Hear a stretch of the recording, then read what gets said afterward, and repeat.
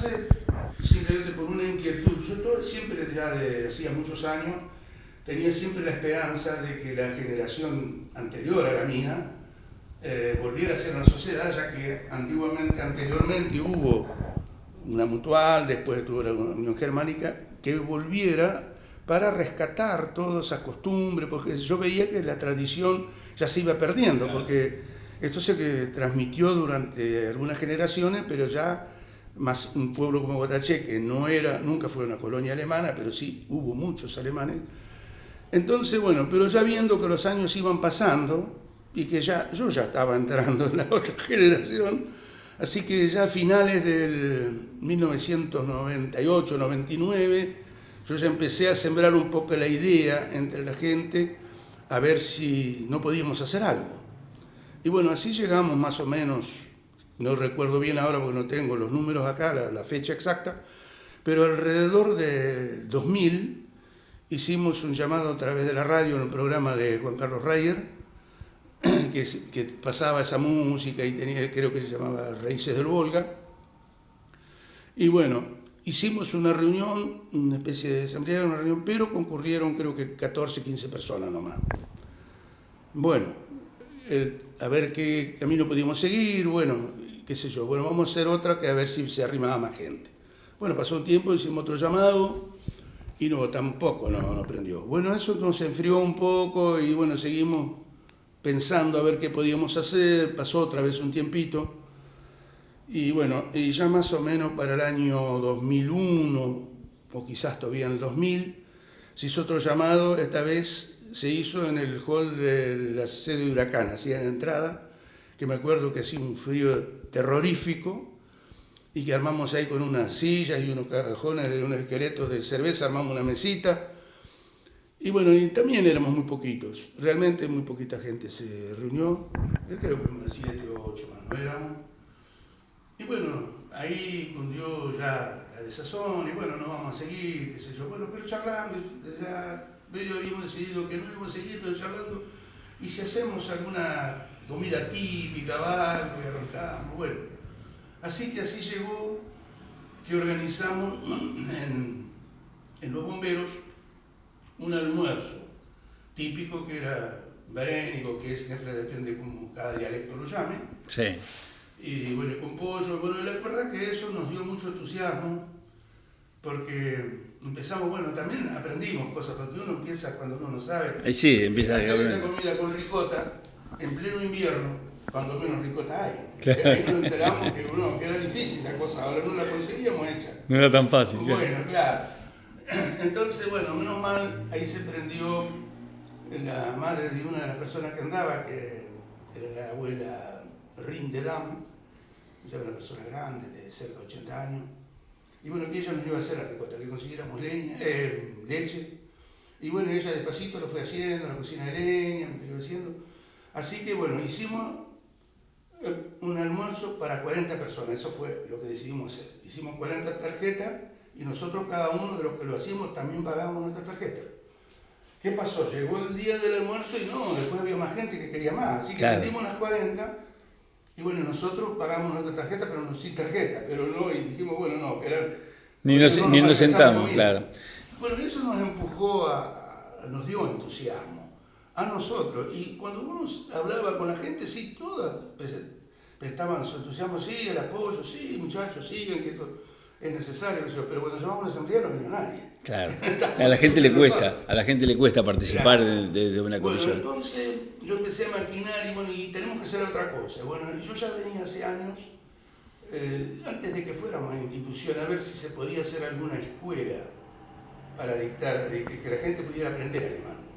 Y bueno, había personas, no era fácil, en Guataché ya prácticamente no había personas que podían.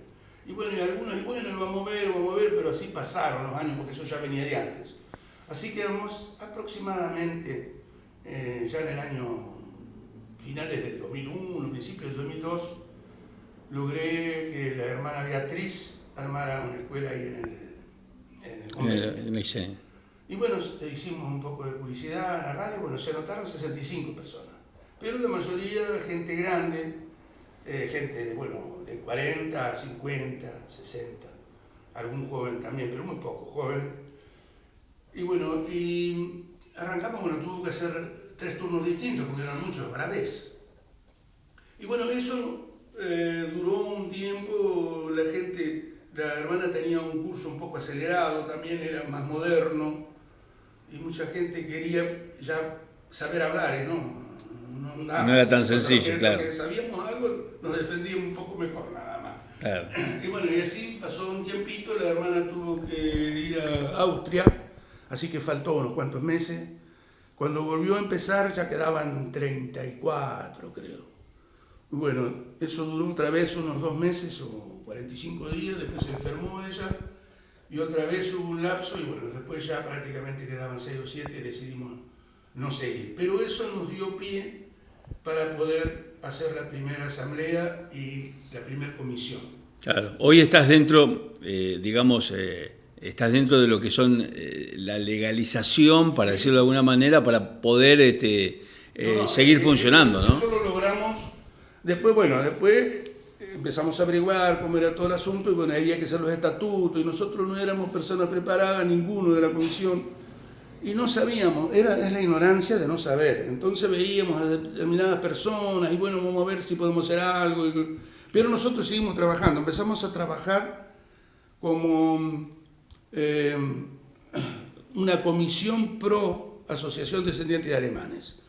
Y ya en el 2003-2004 armamos nosotros lo denominamos que era una asociación, ya teníamos la comisión, tesorero, secretario, empezamos a hacer los bailes para el Día del Inmigrante.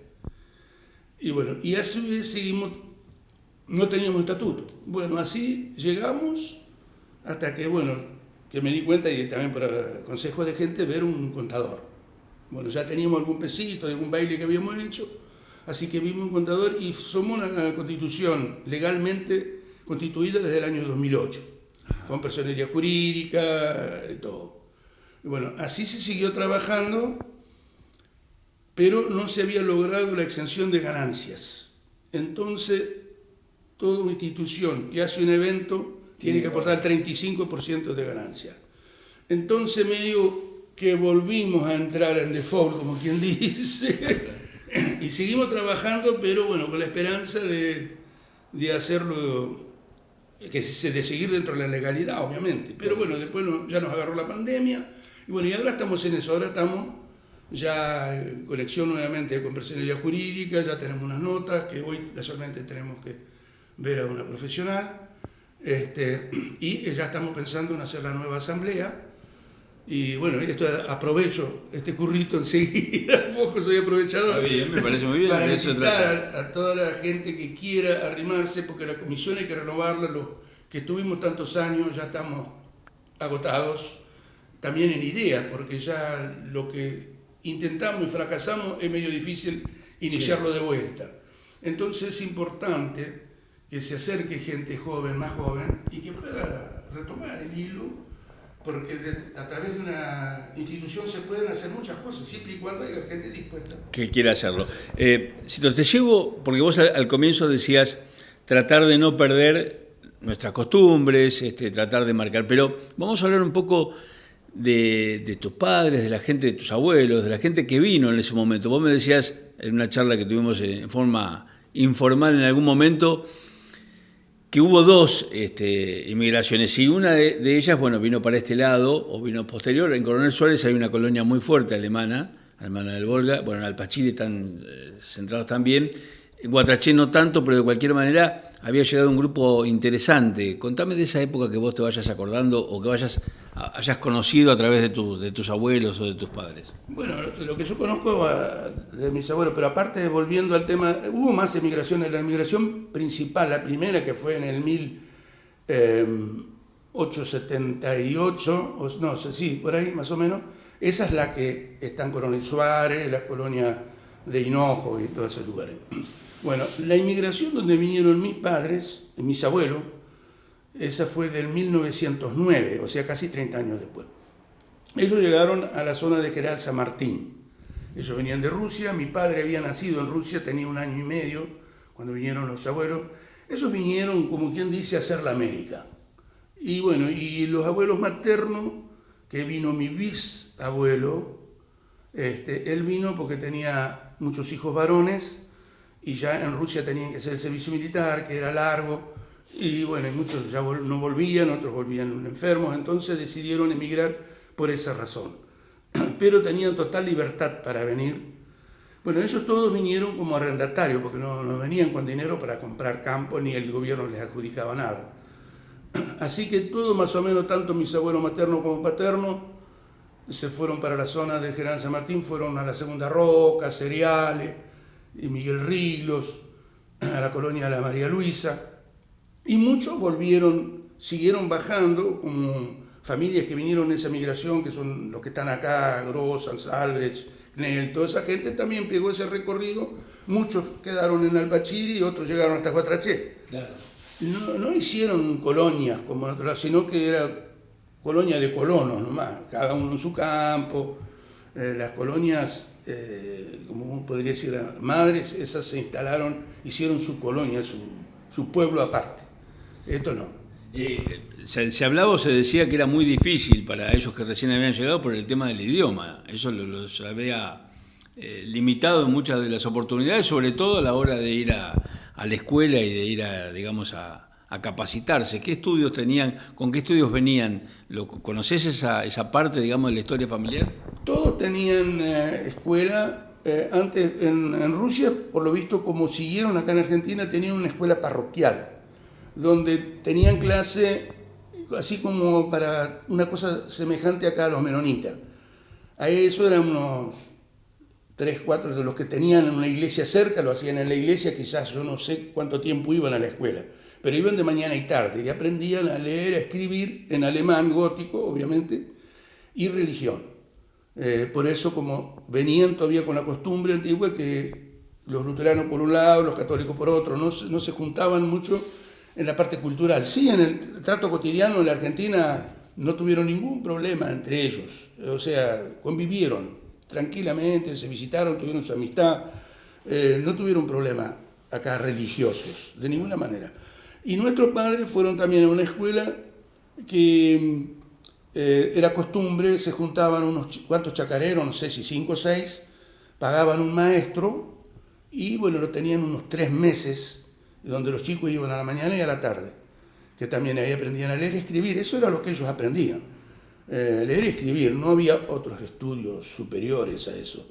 Ya más adelante, después algunos que se iban a estudiar, muchos que iban a Buenos Aires por cuestiones de trabajo, porque no todos pudieron seguir en el campo, porque ellos alquilaban 100 hectáreas de campo, familias grandes, algunos hasta de 12 hijos. No había lugar para todo una vez que crecían, así que se tenían que ir a trabajar a las estancias, muchos vinieron a los pueblos, otros fueron a las ciudades.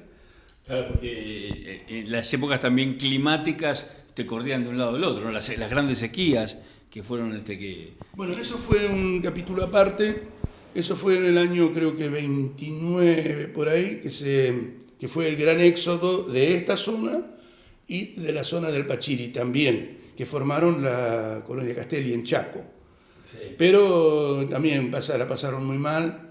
Y como esta gente acá eran, volviendo un poquito para atrás, nuestros abuelos eran arrendatarios, pero los dueños de campo no le daban por muchos años, le daban por 2 años, 3 años para hacer romper el campo bruto y después le daban otro campo o directamente lo despedían. Y eso después paró y hay un paréntesis del 40 y algo en adelante, que se hizo la ley esa de la tierra al que la trabaje. Bueno, eso ya fue un tema político aparte, pero muchos quedaron ahí y también algunos lograron comprar el campo porque el dueño, al no poder desalojarlos, de última terminaba vendiéndoselo. Claro, que los daba, no había... Sí, no lo vendía. Acá hubo en Guatraché y en toda la zona hubo de eso. Claro. Digamos, no te puedo decir, pero bueno, no te lo puedo cobrar, pero te lo vendo y arreglamos. En ese momento seguramente la explotación de este lado de la tierra no era con la tecnología que se tiene ahora y los campos no debían rendir. Se araba con caballo, 3, 4 hectáreas por día. Claro. Y entonces por eso también los inviernos por ahí eran más secos, más ventosos, y entonces esos campos volaban, era todo tierra, porque había que ellos tenían que arar si estaba seco, estaba mojado, porque no podían esperar que llueva, si haciendo 2 o 3 hectáreas por día o 4, no podían arar mucho. Y bueno, ¿y cómo fue, aprovechando tu memoria y tu conocimiento, y cómo fue ese crecimiento ya de tus padres? Hablamos de tus abuelos, tus padres que tuvieron una familia muy numerosa, pero ya después tu madre también había venido con sus padres acá. ¿Cómo es la rama de tu mamá? Los padres el padre de mi mamá vino con la familia de la novia, o sea, él vino solo. Y se casaron acá en General San Martín, que en esa época era Villalba. Entonces la primera de las hijas fue mi mamá, fue la mayor. Eran 12 en total, así que el abuelo tuvo 12 hijos, pero a los 39 años de edad falleció.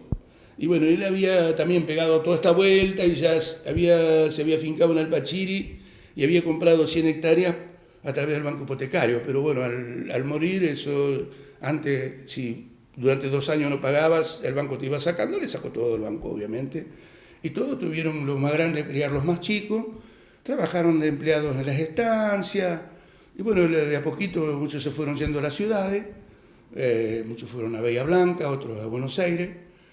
Y bueno, y algunos se quedaron en La Pampa y alcanzaron a comprar algunas hectáreas de campo. Tuve 2 tíos que alcanzaron a comprar campo, 100 hectáreas. ¿Y tu familia, ya después, tu papá, tu mamá, cuántos hermanos ustedes? Contame un poco. Nosotros somos 2 hermanas mujeres y 2 hermanos varones, que estamos todos en Guatraché. Y ese momento, porque bueno, vos me decías, yo nací y me crié en La Carlota, por aquella zona, pero ¿cómo era el Guatraché que vos conociste? Porque bueno, estamos justo en el aniversario, 115 años de Guatraché, y seguramente viste el crecimiento hasta este momento de Guatraché. Sí, bueno, yo nací en Guatraché, pero tenía 1 año y algo cuando mis padres se fueron a vivir a un puesto de la estancia de La Carlota. Mi padre ya estaba trabajando ahí, ya antes que yo naciera, pero no tenía casa. Entonces ahí se hizo una casa. Y bueno, entonces veníamos en carrito a Guatraché, a la escuela íbamos a Remescó, 1 legua y media a caballo, ya de chico. Bueno, nosotros después vinimos, nos afincamos en Guatraché en febrero del año 1958. Bueno, ahí vine a conocer, digamos, el pueblo bien, para poderte contar que, por ejemplo, el pueblo antiguo, que viene a ser el pueblo de las Diagonales, estaba despoblado, un poco casi en el centro. A raíz de eso, como había mucha gente que quería comprar terrenos, se loteó la chacra esta que antiguamente era la compañía de tierras, después fue de Webster y después fue de Alejandro Duncan, que esta se loteó alrededor del 53, 54, por ahí se loteó. Entonces fue un boom, mucha gente empezó a hacer casas acá, lo que hoy es el barrio Moscú, donde estamos nosotros hoy acá. El pueblo de Guatraché era baldío y había mucha gente interesada por comprar terreno, pero no se podían vender los terrenos porque cuando se loteó el pueblo se hizo un remate en el 1908, 1909 y la compañía de tierras, que fue la que loteó el pueblo, y lo hizo el agrimensor Gouge, por eso está la maravilla Gouge, que era un inglés. Ellos hicieron la publicidad de que esto iba a ser la futura capital de La Pampa, porque La Pampa en ese momento era territorio. Y bueno, entonces trajeron trenes, como ellos eran los dueños de los trenes para compradores gratis, de Buenos Aires, de Bahía Blanca. Entonces vinieron muchos compradores a comprar terreno para la futura capital, que esto se iba a cotizar mucho más caro. Y bueno, aparte los terrenos de Guatraché eran muy grandes, con esquinas muy amplias. Y bueno, ¿qué pasó? Como esto no pintó a ser capital, esa gente no pagó más impuestos, ni vino más a verlos tampoco. Entonces la municipalidad por ley tuvo que esperar 50 años para poder venderlos. Así que en el año 59 se hizo un remate de terrenos de todos esos baldíos y bueno, ahí se vendió una buena parte. Y después al año siguiente, el 60, porque en el 59 se remataron los terrenos que se habían rematado en 1908 y en el 60 los que se habían rematado en el 1909, los que quedaron baldíos. Y bueno, ahí fue donde se empezó a poblar los barrios para afuera, porque, por ejemplo, detrás de la iglesia católica ahí no había ni línea, no había corriente eléctrica. Además, hasta el año 57 en Guatraché solamente había algo de corriente continua. Después ya se instaló, en el 57 se puso un motor de corriente alternada Y bueno, y ahí se empezó a la gente, había cierto bienestar porque fueron años muy buenos para el país y para el pueblo de Guatraché, los finales del 50 y toda la década del 60. Entonces la gente, cuando ni bien se puso la corriente, la de 220, empezó a comprar planchas, que las planchas eran todavía ni siquiera automáticas, era esa que se enchufaba y cuando se calentaban se desenchufaban. Claro. Pero era mucho mejor que la de nafta o la de carbón. Claro. Y bueno, la gente empezó a comprar lavarropa. Entonces el motor se prendía solamente, vamos a ponerle, cuando oscurecía hasta las 12 de la noche. Y a la mañana 1 hora, de 7 a 8. Pero en ese momento la gente ya ponía los lavarropa, todo, bueno, bombeadores. Con mi padre empezamos a instalar bombeadores de agua en reemplazo de las bombas de mano. Y bueno, y eso tuvo mucho auge. O sea, ese motor quedó muy chico enseguida y se puso uno más grande, que fue uno igual que está parado ahora en el patio de la cooperativa. Bueno, se hablaba, ahora con el motor grande, pero claro, ese motor grande fue chico al poquito andar, hubo que traer otro igual y luego otro más grande. Pero claro, y así se fue poniendo la calle en la luz en la calle. Después ya empezó ahí una cosa curiosa que uno cuenta y hoy mucha gente le parece que uno está haciendo un chiste, ¿no? Porque cuando ya hubo un poquito más, motores un poco más grandes, se empezó a dar corriente 1 hora a la mañana y 1 hora a la tarde. Que en esa hora de la mañana ya fue el boom del momento, que Carlos Grosse puso la publicidad y pasaba música y hacía propaganda con unos parlantes que había instalado en el pueblo. Bueno, pero por otro lado, lo curioso era que ya también en las herrerías compraron soldadoras eléctricas. Entonces, claro, antes hasta ahí se soldaba con autógena, pero la eléctrica era mucho más práctica y era mucho mejor trabajo.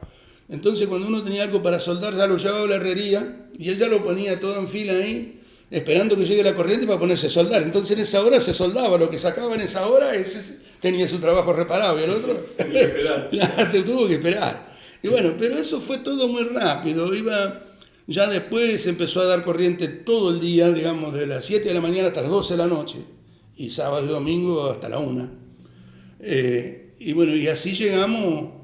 Yo no sé qué año sería, pero sería el 66, quizás, o años más. Hay gente que puede recordarse mejor eso. Ya empezamos a tener día y noche. Con los motores ya tenían turno. Claro. La importancia, vos marcás la importancia que tiene la luz, ¿no? Porque la electricidad, mejor dicho, que te cambia, te acelera, digamos, el crecimiento. Pero hay una parte que me interesa, porque vos también hacías referencia a lo que era la educación que tuvieron tus padres, el hecho de que no era abundante, por decirlo de alguna manera, había poco. Y acá vos me hacías referencia ayer que, por ejemplo, en la escuela, no sé dónde estudiaste vos, en la escuela de la 113, que no estaba en el lugar que estaba, o en la escuela 60, ¿dónde fueron tus primarias? Bueno, ya en Remecó había terminado mi hermano mayor, mi hermana. Estaba en la escuela de Remecó. Y nosotros íbamos a la escuela de Remecó todos. Claro, todos. En esa época había mucha gente por aquellos lados. Había mucha gente en el campo. El pueblo no, el pueblo de Remecó, yo no sé si llegaba a 30 habitantes, teniendo en cuenta que el jefe de estación, que era Corchete, tenía 10 hijos y eran 12 en total, ellos nomás. Claro. Y en la escuela iban alrededor de 23, 24, hasta 30 alumnos en la época que iba yo. Anteriormente aparentemente había más. Después nosotros vinimos en el año 58, nos vinimos a Guatraché en febrero y a mí me faltaba terminar un año. Y como Basterra iba todos los días a Remecó en auto, mi padre lo vio a ver si yo no podía ir con él, así terminaba la escuela ahí. Y bueno, para Basterra tenía un acompañante. Claro. Y mi hermana, la más chica, empezó a ir a las 60. ¿Qué pasó? En las vacaciones del 9 de julio, después de las vacaciones de invierno, Basterra aprovechó para contraer matrimonio, se casó ese año. Y bueno, cuando, no sé si se tomó una semana más o no, creo que eran fines de julio o principios de agosto, los primeros días de agosto, bueno, yo voy, salimos y cuando íbamos acá viajando dice, ahora vamos a ir a esta escuela. Y bueno, nada que discutir, vamos a esta. Entró la 113, que estaba allá enfrente de la balanza. Claro, ¿qué había pasado? Él tenía ciertas acciones, o sea, conocidos en el Ministerio de Educación, y se ve que él había logrado cambiar con Bernatené, que tenía familia. En Remecó, en la escuela había una casa de familia. Entonces Bernatené fue a Remecó y él vino acá a la escuela de las Quintas. Pero lo más importante para la escuela era que la escuela 113, desde su fundación, daba hasta 4º grado nomás. El que iba a 5º o 6º tenía que venir a Guatraché, a la 60. Y bueno, y Basterra en ese mismo movimiento logró dar quinto y sexto en la escuela 113. Y como yo iba en quinto, era el único alumno de quinto. Y de sexto había dos, que era Flora Usman y una Hernández, que no me acuerdo el nombre, que iban en quinto. Así que yo terminé en el 58, me dieron el diploma de sexto grado, que era el único y el primero de la historia de la 113, que yo después con los años se lo doné a la escuela en un acto, y bueno, está en la escuela 113, el diploma ese, que yo lo aclaré bien claro, que no era porque mi nombre estaba escrito ahí, sino que era un testimonio del logro de empezar a tener el ciclo completo. Claro, porque hasta ese momento... Era hasta cuarto grado. Hasta cuarto grado. O sea que se fueron bueno, un crecimiento del pueblo bastante interesante, y volviendo a lo que es digamos, el puntapié inicial, ¿no?, de esta charla, que fue esta asociación de los alemanes, que vos me decías está funcionando y demás. Cuando llegué me leías un documento que estaba referido a un pedido que se hizo antes de que sea provincia. Está relacionado de la Mutual alemana. Entonces yo te voy a pasar a leer. Esto es una recopilación de Emilio Fernández, y a mí me lo alcanzó Raúl Reicher, que también siempre ahí, está haciendo un rescate histórico de muchas cosas. Antes de lo que leas, ¿había una Mutual alemana funcionando o sí, pretendía? Era la Mutual, por acá está,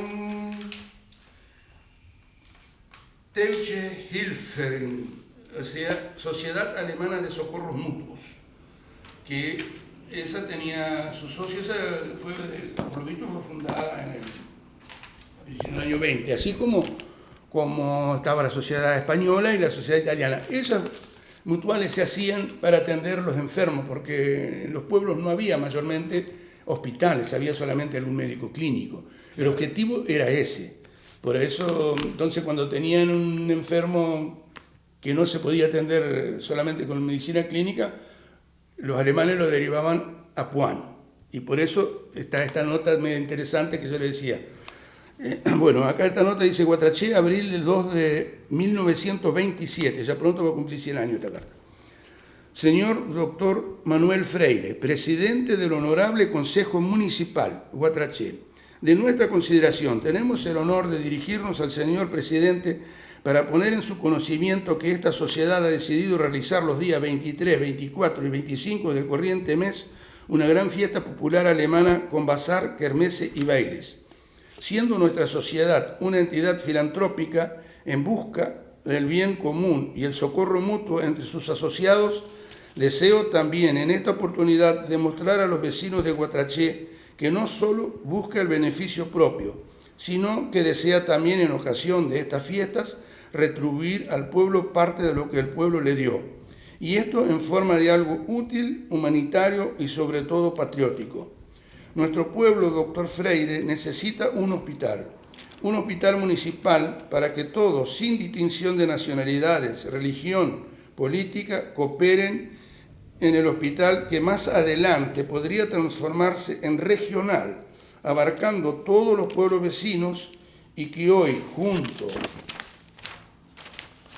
con el nuestro, deben estar esperanzados en el hospital de Puan, que se encuentra de aquí a 18 leguas de distancia. Claro, hacía referencia, bueno, vamos por parte de marcar dos cosas. Primero, que no era provincia, por eso... no era territorio. No era claro, entonces acá estaba definido como... no había intendente. Claro, el presidente del Honorable Consejo Municipal era el doctor Manuel Freire, claro, en ese momento. 1927. 1927, sí. Y ahí se estaba buscando un hospital, digamos, ya se preocupaba... Claro, hacer un fondo para hacer un hospital municipal que posteriormente se podría hacer regional. O sea. Sí, porque si no se tenía que ir a Puan y demás, ya se hablaba con criterio. Y todo lo recaudado se iba a donar al... El 25% del recaudado, el resto iba a la asociación. A la asociación, porque ellos necesitaban mutual. Dinero a la mutual para poder seguir... para seguir atendiendo la salud de la población. Para seguir funcionando. Evidentemente, y por eso lo destacábamos, el hecho de estas asociaciones, y el hecho que la española, que funcionó durante tanto tiempo, ustedes que están intentando ponerse en marcha y demás, son un pilar fundamental para el funcionamiento de una localidad, ¿no? Bueno, hoy también tiene, o sea, nosotros participamos, por ejemplo, hicimos stand tanto en la fiesta de la Tierra del Caldén, como también hicimos una pequeña carroza para el aniversario del centenario del pueblo, y hacemos todos los años la fiesta del inmigrante. Ya hoy es más, nuestro propósito es rescatar, tengo inclusive los estatutos, sostener y divulgar las costumbres de nuestros ancestros, de los descendientes de alemanes. Nosotros le pusimos la Asociación Descendientes de Alemanes de Guatraché, no le pusimos del Volga, porque también hay alemanes en Guatraché que han venido, que sus ancestros no pasaron por Rusia. Claro. Que bueno, no sé si es un error o un acierto, pero bueno, nosotros lo hicimos así. Claro, claro, para que pueda enmarcar en todos claro. los alemanes. Y en cuanto al baile, la fiesta para el Día del Inmigrante, que hemos hecho carneadas, inclusive hemos hecho cenas y baile, pero el objetivo que no se pudo lograr de esa fiesta, nosotros la pensamos, al menos yo la pensé y hice algunos intentos de divulgarlo, de hacer una fiesta, porque el 6 de septiembre es el día, o el 4, perdí un poco, el 4 de septiembre es el día del inmigrante, no del inmigrante alemán. El del alemán es en abril, pero es muy posterior a la fiesta, digamos, del día del inmigrante. La idea era hacer un baile e invitar a la gente que lleve algún distintivo de su nacionalidad, o alguien que se quisiera vestir con ropa, sea español, italiano, chileno, boliviano, paraguayo, quien fuera. Bueno, por eso no prendió, ni siquiera prendió mucho la gente nuestra. Yo por ahí me ponía alguna gorra, algunas cosas, pero claro, no prendió mucho.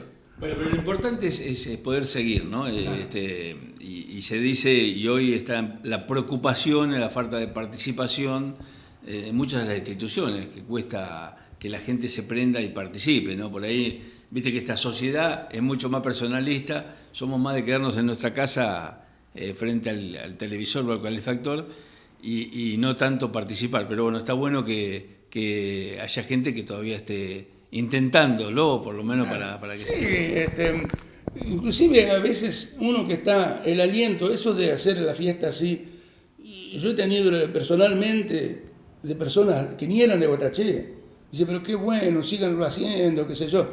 Pero al pueblo por ahí no le interesa. Guatraché es una sociedad un poquito más personalista, no es mucho de meterse en tema. Y aparte, qué sé yo, la vida hoy te lleva a un ritmo bastante acelerado. ¿Han hecho algún relevamiento de cuántas alemanes o descendientes hay aquí instalados en Guatraché aproximadamente en algún momento? De parte de la institución no. Creo que en alguna oportunidad se ha hecho a nivel, por lo menos alguien comentó, claro, no sé, un 70% de apellidos descendientes de alemanes, una cosa así, pero yo no sé dónde salió la fuente. Ahora ha cambiado mucho, porque Guatraché ha venido mucha gente de afuera, ya no es el pueblo que éramos antes, que era más antiguo, más estable, la familia siempre era mucho de acá, no había muchas familias de afuera. Claro. Hoy hay muchas de otros lugares que ni los conocemos. Hay un detalle que vos, y con esto cierro, hay un detalle que vos debés conocer. ¿Por qué Barrio Moscú? ¿Por qué esta zona, digamos, cercana al hospital, o qué se le llama Barrio Moscú? Porque, por lo que vos me contaste ayer, inclusive por lo que estamos charlando hoy, para este lado de la estación de servicio para acá no había nada. Esto era una chacra, claro, una chacra, que fue de la compañía de tierras. No sé, en la Company, que bueno, la que lo dio el pueblo todo. Esa chacra después, no sé si la compró o se la dieron a Wester, que era un ingeniero, era el jefe acá de la época cuando se hizo el ferrocarril. Era el padre del John, que después es el dueño de la Cuadrada, todo eso. Sí. Bueno, después esta chacra fue de John Wester, y él se la vendió a Alejandro Duncan, que creo que era norteamericano, era el mayordomo de la estancia La Carlota, donde nosotros vivíamos, o sea, lo conocíamos muy bien. Entonces, ahí a través de la Casa Novik, esto se loteó, y bueno, ya alguien donó, a nosotros nos decían que Duncan había donado la cuadra para hacer el hospital, otros dicen que fue la Casa Novik, bueno, yo no sé, alguien fue pero la donó, que eso es lo importante. Bueno, y se empezó a hacer el hospital acá, pero ya en la década del 60. El tema de los nombres Eso no está establecido en ningún lado. Esto primero se conocía por barrio hornero, porque toda la gente venían del campo y hacían casas de adobe. Acá se hacía, todo el mundo se hacía su casa. En la década del 60 no existía casa de barrio ni esas cosas, pero todo el mundo se hacía su casa. Así como nosotros, también en el 58 mi padre hizo su propia casa, con recursos muy escasos, pero era una prioridad. Antes era, fundamentalmente en las familias europeas, descendientes europeas, de cualquier nacionalidad, la casa propia era una cultura. En eso se pensaba porque ellos lo habían pagado muy caro, eso es lo mismo que la cultura de la familia, la cultura del trabajo. Yo creo que donde esos países de Europa y en Rusia, el tipo que no laburaba y no tenía un techo, se le morían los hijos de hambre y de frío, no había vuelta. Entonces ellos tenían esa costumbre. Bueno, después hay personas que se le adjudicaban a un peluquero de acá que él había puesto Barrio Moscú porque eran todos rusos. Bueno, la cuestión es que se conoció como Barrio Moscú y así siguió y sigue hoy Barrio Moscú. Justo el dato, mirá, casualmente ahí pasaste rápidamente por el hospital que se había donado, pero ayer me decías que en su principio se hablaba, e inclusive estuvo la piedra nacional de una sala o un hospital para el otro barrio, para allá donde vivías vos. Atrás de la iglesia católica, que es la continuación de la avenida Gouge, para decirle algo, allá donde viven los Reiritos, en la esquina, el terreno ese creo que tenía 30 por 30, ahí había un monolito bastante alto que era la piedra fundamental, de ahí se iba a hacer un hospital. Quizás date de la época del 20, no sé, cuándo era, no sé. Después ya cuando se empezó a hacer acá, esos terrenos se remataron, se vendieron, pero ya mucho más tarde, creo que ya era cerca del 70, no recuerdo bien, pero por ahí se vendió eso. O quizás un poco antes, no recuerdo bien cuándo se vendió. Cito, muchas gracias.